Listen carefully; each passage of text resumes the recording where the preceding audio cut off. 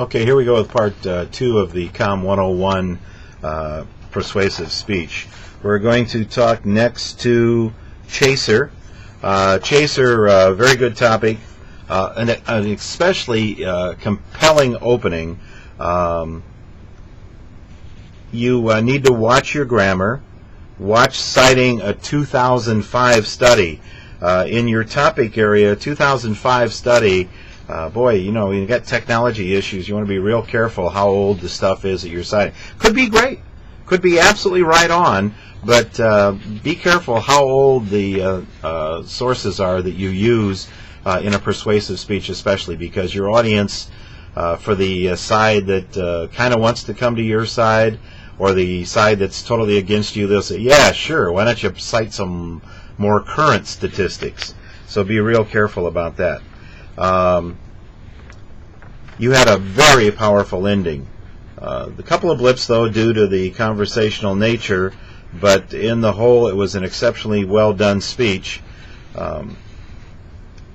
The point that I want to make with you is, as I sit here and listen to you speak, every time I was saying to myself, yeah, but what about this? Almost instantly, it's like you could hear me. Your next point was, okay, and then there are people who say that this is also a distraction. Great. And then after we got done, so we're talking about cell phones, so texting on a cell phone, and I'm thinking, well, what about eating McDonald's? And boy, you went right into it.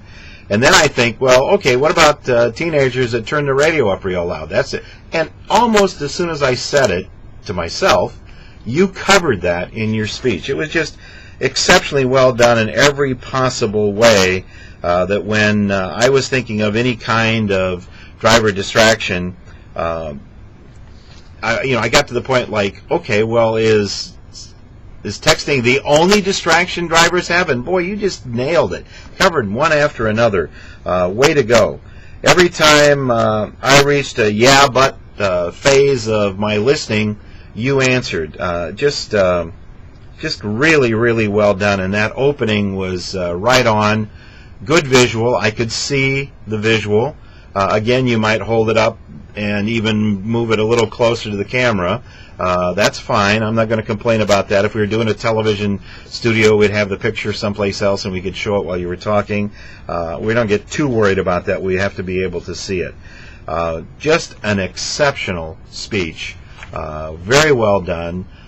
You covered all of the points. You were as persuasive as anyone I have ever heard in a speech.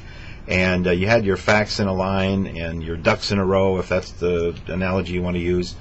Just very, very well done. Next up, we're going to go to Pookers. And Pookers, you had also a good topic. Problem was your visuals were too small. You had, and I think you were trying to simulate that you had an audience there, so you would go and da-da-da-da-da-da-da, and then at the camera for a second, then da-da-da-da-da-da-da, and it was just like it was in a rhythm. Even in an audience, you don't always look here, then here, then here. Sometimes you're looking here, and next thing you look there, and talk that way for a little bit, and come back to here, and maybe go back again to there, and then you might go from there to here, and leave out the middle. There are all kinds of ways of doing it, and that seems like a minuscule thing, but it was all of the head movement just gets to be really, really distracting. You can talk straight ahead for a long period of time before you feel compelled to talk to the audience to your right or to your left. And then when you do, try to make sure that that comes at the end of a sentence, and then you can look over here and talk to the people on the other side. You also want to be careful you don't get lost in your papers when you're doing that. There were some really long pauses, one especially at about 1:35 in, when you were leafing through your papers. I don't think you were lost. I think a paper got out of order or something. So you always want to make sure that you have all of your papers in order and ready to go. You didn't answer. I was just talking about a cell phone and saying, excuse me, saying that every time I got to a point of saying yes, but the speaker answered that.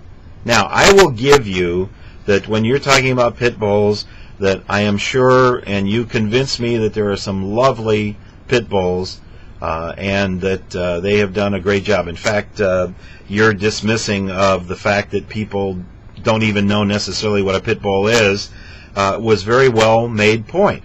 There's a story in today's paper, a local paper, that a young child was a 10-year-old boy was sitting and playing with a mixed breed dog. They didn't say what it was, and the dog was licking the kid's face, and the next thing the family knew, the dog had chomped down on the kid's face and lost part of his nose, part of his upper lip, part of his lower lip. They had to pry the dog's jaws off the kid.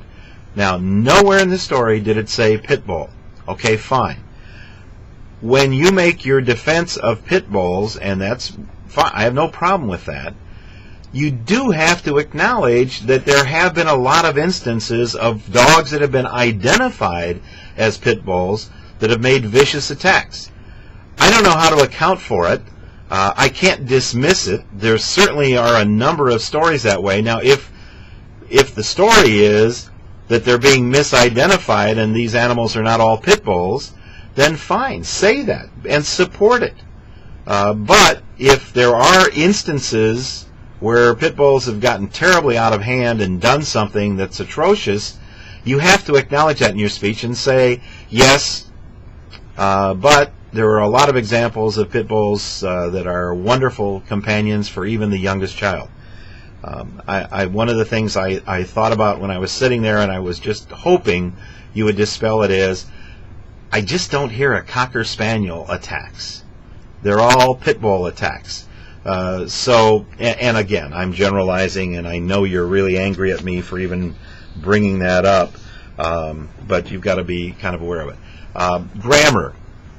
If a word has a vowel sound, even if it's not spelled that way, like honor, what goes before the word honor? A or an? Well, honor, spelled H-O-N-E-R, is pronounced as though it starts with O, and that's a vowel sound, so it'd be an honor, not a honor or a honor. And the same thing with owner.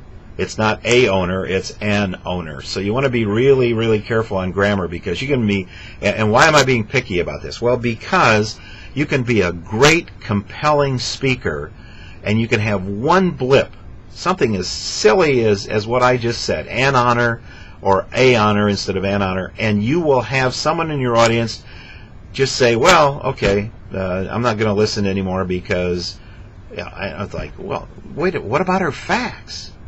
What about her sources? What about all that other stuff? It had nothing to do. A little blip of grammar will turn. The answer is yeah, it will. Okay, so we've got the special occasion speech coming up.